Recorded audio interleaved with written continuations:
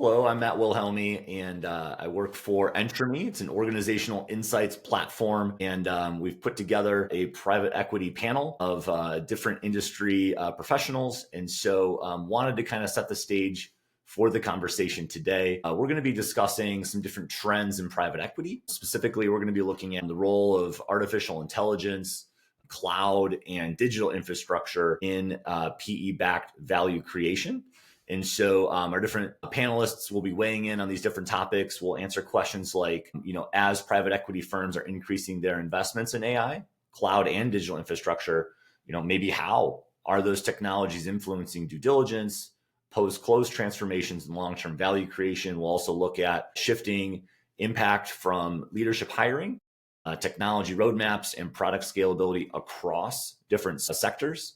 And finally, we'll talk a little bit about organizational challenges arising in aligning talent, tech, and operations to fully capitalize on those investments. And so without further ado, I do want to get over to our first panelist, Abha DasGupta. Thank you so much for joining us. Yeah, thanks, Matt.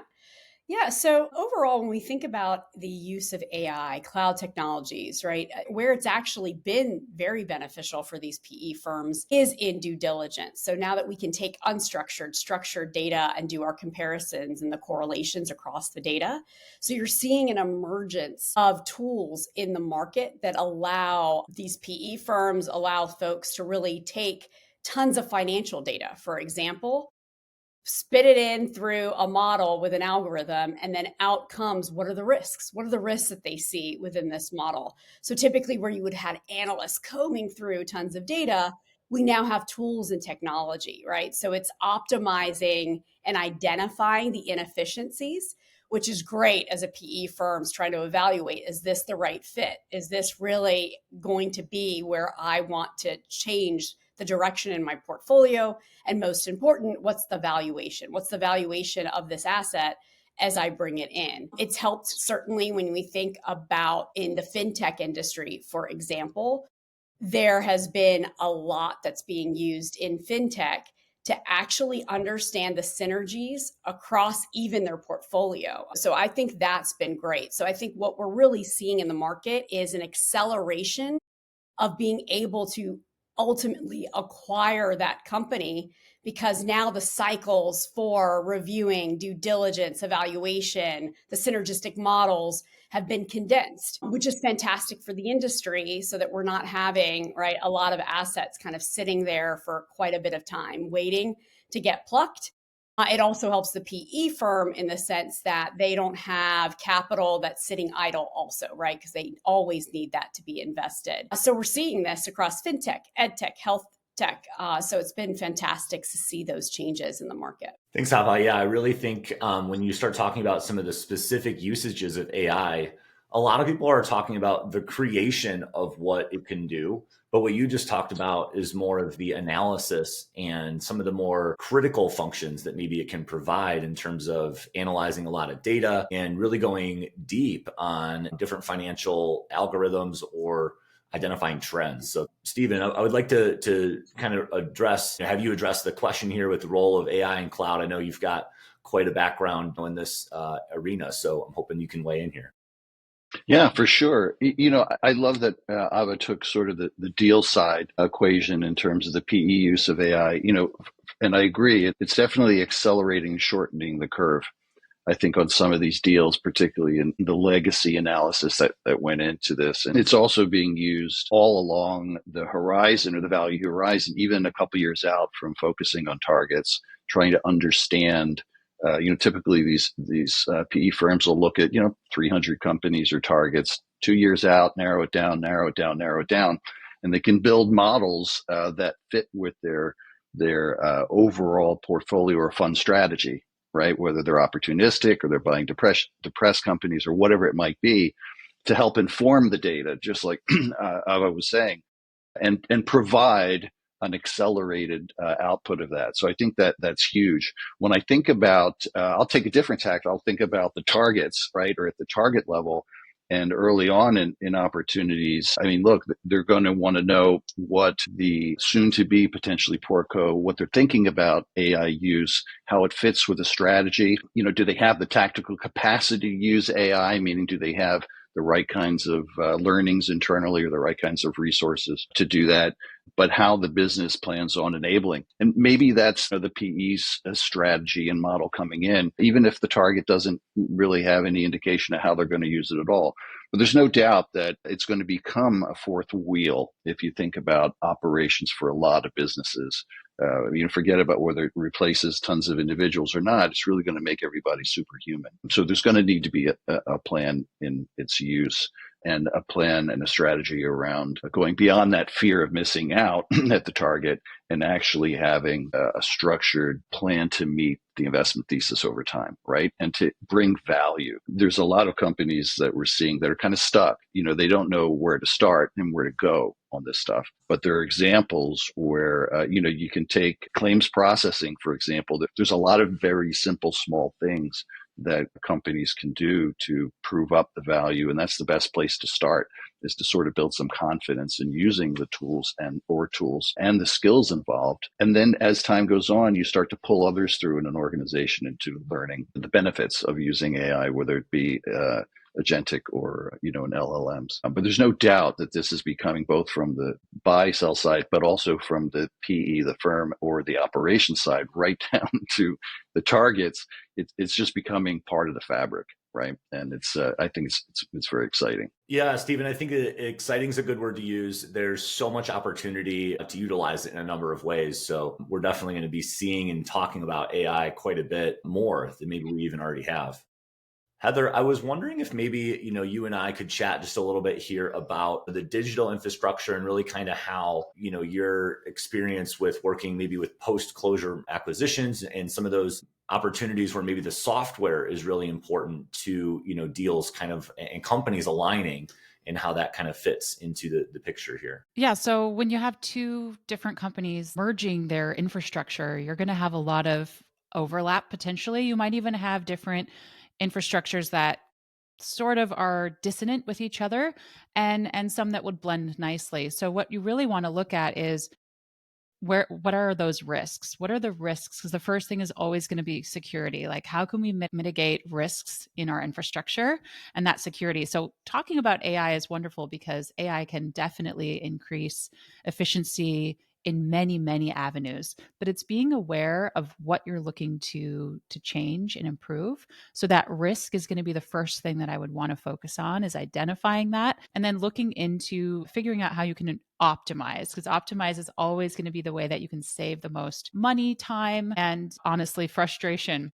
between combining both sides of your infrastructure. So one of the biggest pain points that I've seen and gleaned over time is not knowing what is in place at a given moment, just not even realizing what is going on. And that's an important thing to focus on. Is you would think that as someone managing a large company, or their IT director, or whomever the person is in charge of that infrastructure, would have a vast idea of what's going on. But I don't know if you've looked at the Gartner reports on this recently, but I think it's like something like 80 something SaaS softwares in an average SMB customer. So there's a lot going on in these different companies when they merge. You have to think about just the sheer amount of management it takes to understand all of that technology on both sides. So luckily, between AI and different assessments that many technology consulting companies have, there's easy ways utilizing software to identify all of those things, understand the risks, and then make a roadmap and a plan in place to be able to merge effectively and efficiently. And it doesn't take long. It just takes planning and those key stakeholders from different parts of the business. So Heather, I had a basketball coach in high school who said, if you fail to plan, you plan to fail. And I think the same is true here. When you're going into this kind of intricate, alignment basically of the different softwares, you really need to be mapping that out. You don't maybe need to go into Microsoft Visio and go line by line that detailed, but there might be some benefit to taking that kind of a look at it. I'm sure that we'll get maybe some insights here from Abha on that one in a second. I know she's ready to go, but we'll pause that for just a second. I want to give some insight here from Scott. So Scott, thanks so much for joining us. I'm interested if maybe you can weigh in here, more on the topic of how organizationally there's this challenge of aligning talent into kind of these different investment opportunities. Because I know that your expertise is in the talent arena. How do you see organizations really kind of overcoming that? You're muted, by the way. So I would love to get there we go. How are we doing? So I'll break it up in two pieces. So one is the macro. And in our world, we are working typically with software or SaaS companies that are owned by private equity. So in the last, call it 10, 15 years, the hottest area of investment has been in a SaaS company that has very specific workflow software for a given industry vertical. So someone who shows up at a law firm is going to have software that's been written for that particular person's workflow. So that's been the hottest area of SaaS really until the 2022 downturn.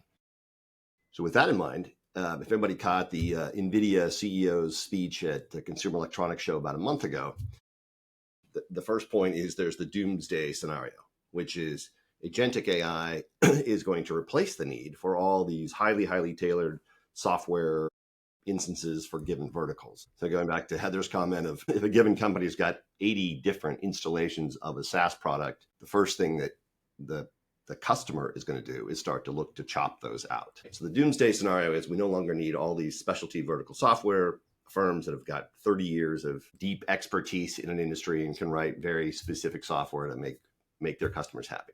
So that's got everyone a bit of a panic. That's one. Two is probably the more realistic scenario, which is, in fact, lo and behold, AI is just another thing that we're still going to have technical people to do at a technical level, even though all of us will probably know how to do some basic stuff here, and it will become common. And so back to your question about talent, we've just come off a chief technical officer search where the mandate was come into a software company that sells software into a very specific industry vertical. And this private equity firm only has about another 24 months to hold this company, and they want to get it as dressed up for sale as possible, as much lipstick as possible when they go to market. And in that instance, you were looking for a chief technical officer who really knows how to adopt AI to drive out cost and improve product, and knows how to bring in AI to make the software development team or the engineering team as efficient or as effective as possible. So you can either cut headcount, cut costs, and get more out of each person, or you can at least keep headcount flat while you introduce new products ahead of your sale process that's looming in 24 months. So that's the 2 points that we're seeing today. Well, when you mentioned, headcount and artificial intelligence, it makes me think about this new role that's kind of been emerging here over the last couple of years called a prompt engineer. Mm-hmm. And so there's been prompt engineers before, but these are more geared towards AI. And so it's almost like somebody sitting behind a computer and they're just really good at asking questions with Chat GPT, but they get paid, over $100,000 a year. It's mind blowing that this is a trend. It's not even just a joke anymore. Big companies are adopting this. I wanted to give some feedback from my perspective too on this topic, and then maybe give everybody another minute or two to maybe weigh in or respond to other people's comments. But when I think about AI and how it kind of fits into the private equity space, what we're seeing is that there's increasingly high prioritization of AI, cloud computing, and digital infrastructure investments that are critical enablers of efficiency, scalability, and even market differentiation. And so with global AI investments actually projected to reach over $200 billion by the end of the year, the end of next year, PE-backed firms are under pressure to integrate those technologies to drive operational transformation and long-term value creation. And so one of the ways is through this AI-driven due diligence. We talked about that a little bit, but it's really just kind of using AI to improve the investment decision-making process. And so advanced analytics and machine learning are becoming more prevalent. They're reducing diligence timelines in some studies by up to 70%. And that's actually helping firms analyze financials. I think we mentioned that. Helping firms assess risk. We've definitely talked about that. And really kind of clarifying those value creation levers. And so those are just a couple of the points that I wanted to make, because I think that when we're maybe getting into the nuts and bolts of what's the ROI behind AI, it is being able to see truly how implementing trickles down to that bottom line. And so we've seen some reports that show that boosting the AI adoption can actually boost EBITDA by over 20%. And so that's that's straight to the bottom line. I think there's a lot of private equity executives that would love to see an additional 20% on their bottom line. It would make their life a lot easier. Okay, so I did want to take a moment. We've all said quite a bit about AI, but I want to give folks maybe another chance to respond or even add additional comments. Abha, we're going to get started with round 2 with you, if you wouldn't mind. I know you've been patiently awaiting maybe the second round here, because there's a few comments that have been made. I'm sure you're like very eager to address. So go ahead. Yeah. So as Heather said, that the front end of certainly the due diligence, the sourcing, the due diligence, you've acquired the organization. Where I'd say 80% of the firms fail is actually integration of that asset or that company into the fold of the rest of the company. And I have had the privilege of being that person on the other end that integrates. And I think that is very key. And this is where I see AI actually helping a lot. For example, I had integrated in an on-premise fintech solution, and we needed to make that cloud-based. And then in order to make it cloud-based, we also had to ensure that we were integrating that payments platform across all of the different payment platforms that might be in that organization. And when you do that, you're doing several things. You're doing part of what Scott was even speaking of, right? You're evaluating the talent that you have first and foremost. Are they the right people in the right seats? Are they the folks and what the PE firm has in mind? Are we trying to really grow the asset, or are we trying to get to the asset to a certain valuation to then resell it? And so then you've got to determine, do you need operational leaders or do you need growth and strategy leaders? So really understanding that as you're integrating them into the fold. And then you're looking at all of the back end solutions that they have, right? What are they using for finance? What are they using for CRM? What are they using for even product and product operations?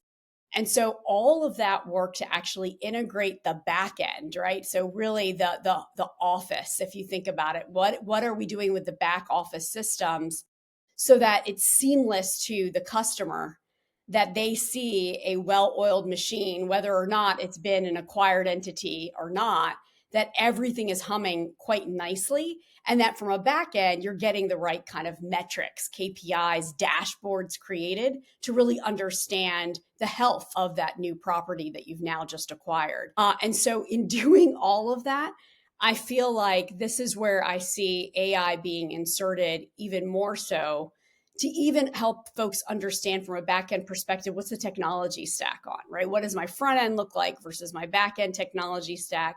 What do I need to do to actually upgrade that technology? How much tech debt do we really have to actually build this product? And so taking all of those components together, I feel like it's so critical that as a PE firm is thinking about acquiring an asset, that they also think about the investment needed to actually integrate the asset. And that's the part that I think often gets left off of the due diligence, frankly, is how much is it really going to take to integrate the asset? And so I think what Heather said really resonated with me, just because I've been in the thick of that. And in some cases, right, it has not been favorable. It has not worked well because the lack of investment or the lack of understanding of the tech stack or the back end. And so that's the one thing that I would kind of leave with as you're talking to PE firms or even the acquiring company, that they really need to have a really good understanding of not just the synergies from a business case, how that's going to integrate, but how are you truly going to integrate for operationally to do business? You use the word integrate quite a bit, and I can't help but think about some of the change management initiatives that go alongside of the technology integration initiatives. They almost always go hand in hand, or they should. The ones that work really well do kind of combine those two. Stephen, I'd love to hear, any maybe closing thoughts from you or responses, please. Yeah, for sure. So interestingly, I've had much more experience on the split up of holding companies or larger businesses into, divesting into multiple separate entities. And Heather mentioned something in regards to, that timeline and getting off of transitional service agreements, or what are affectionately known as TSAs, right? And, the goal is to get off of those as quickly as possible for everybody involved.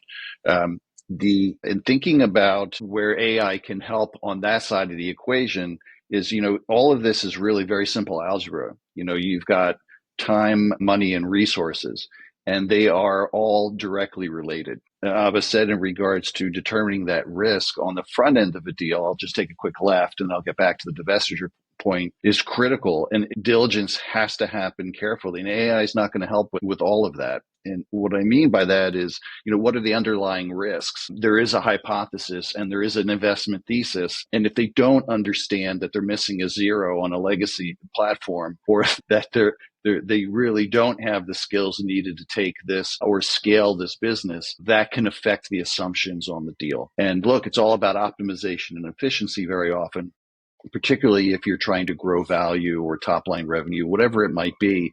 Everyone's tied at the waist. Everyone's got to be mutually dependent, right? So going back, I think AI can help with that, but on a lesser scale.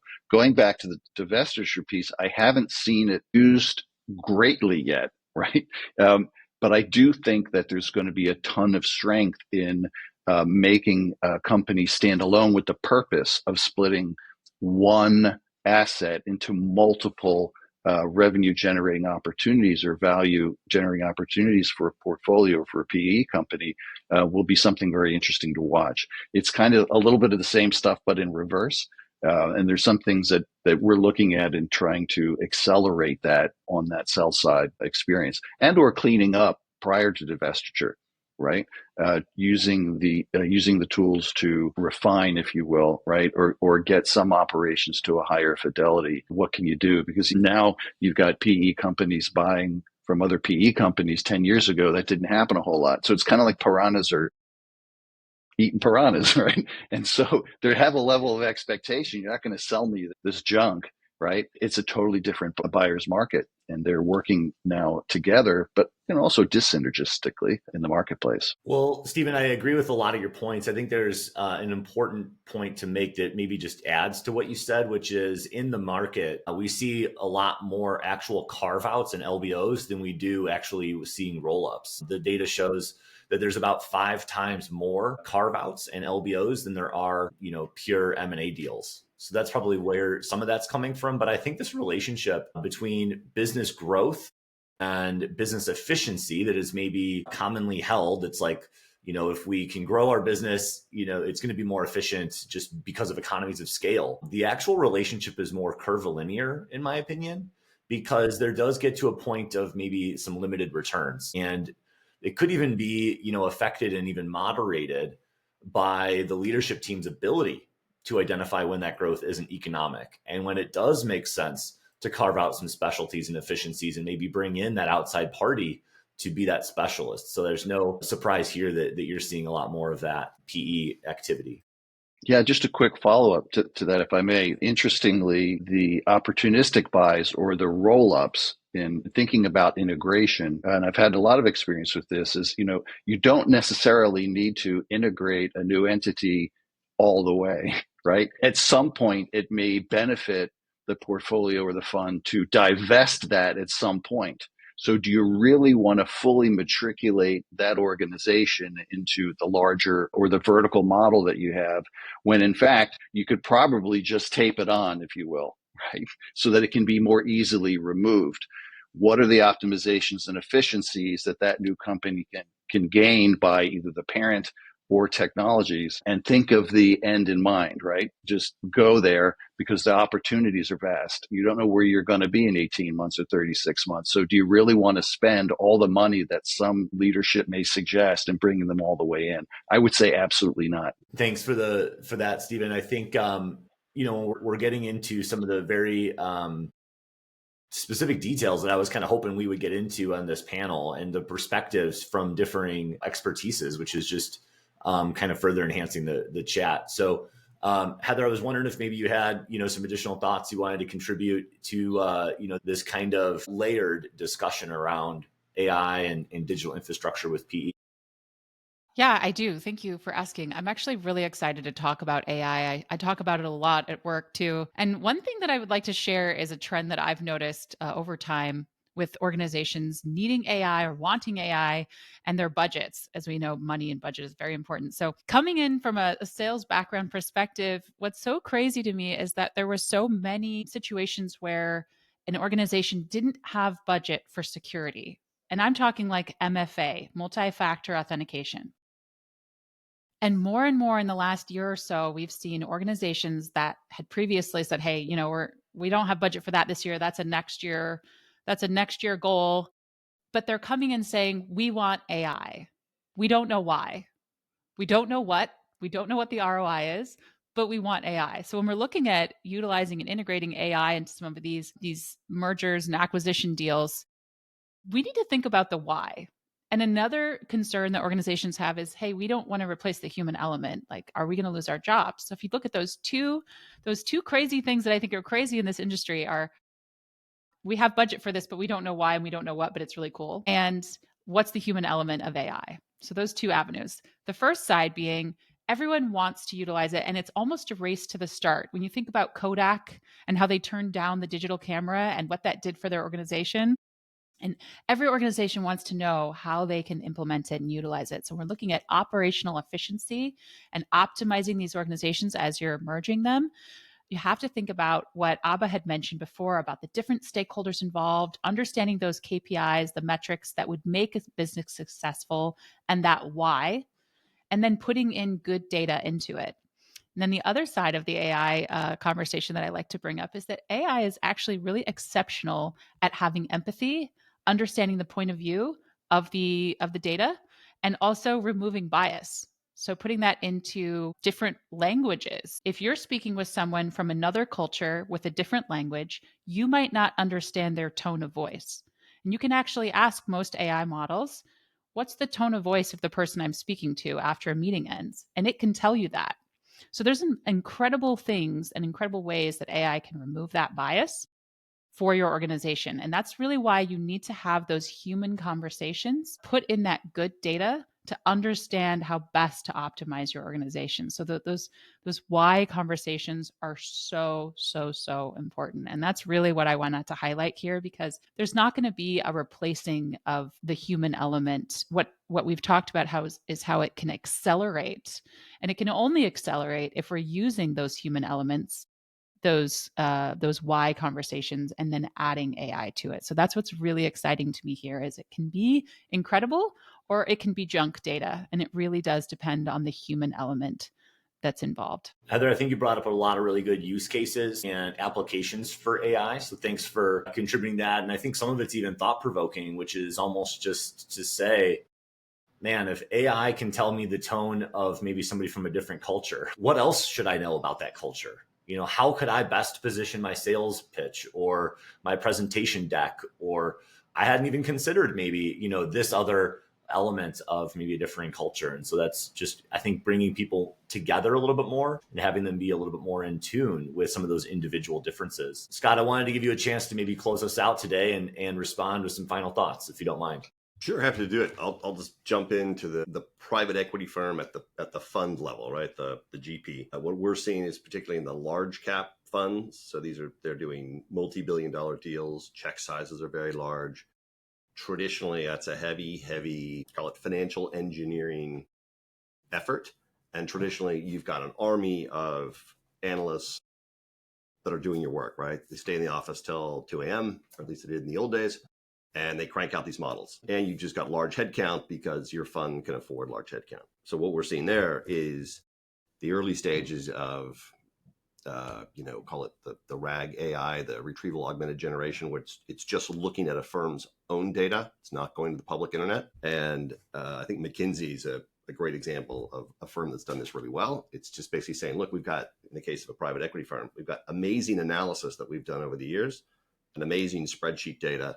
So let's look at that data so that this young analyst can basically get the leverage from 20 years of institutional investment knowledge and generate that spreadsheet in a fraction of the time.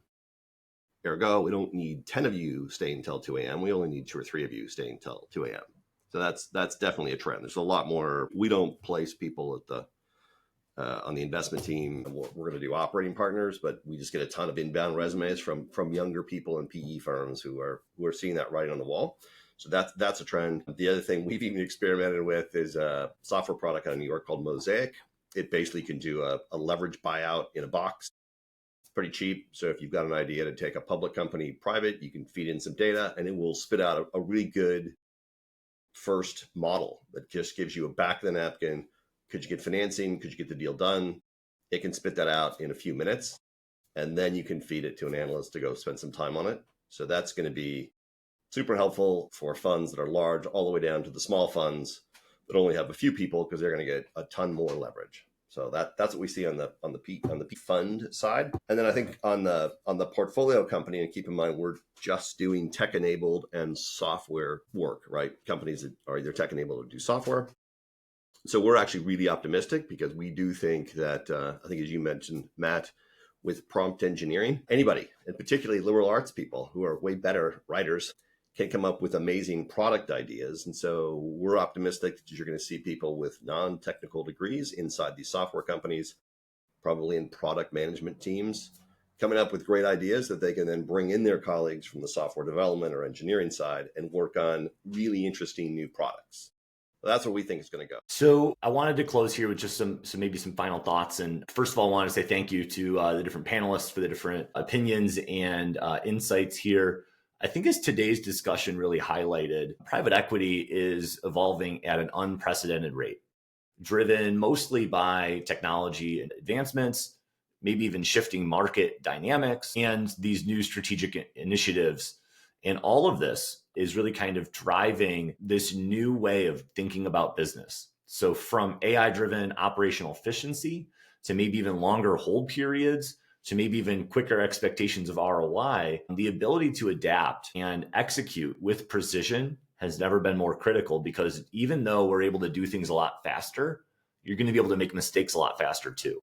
And so then it becomes a conversation around how do we actually identify that quicker and turn things around. So like I said, as we move into 25, I'm looking forward to kind of sharing the stage with each of you and learning a little bit more about some of the different private equity trends and data that we're seeing from each of our own perspectives. And so I'm just really encouraged and excited and really grateful for the opportunity to share the stage with all of you. Thank you so much. Thank you. Thank you. Thank you, Matt.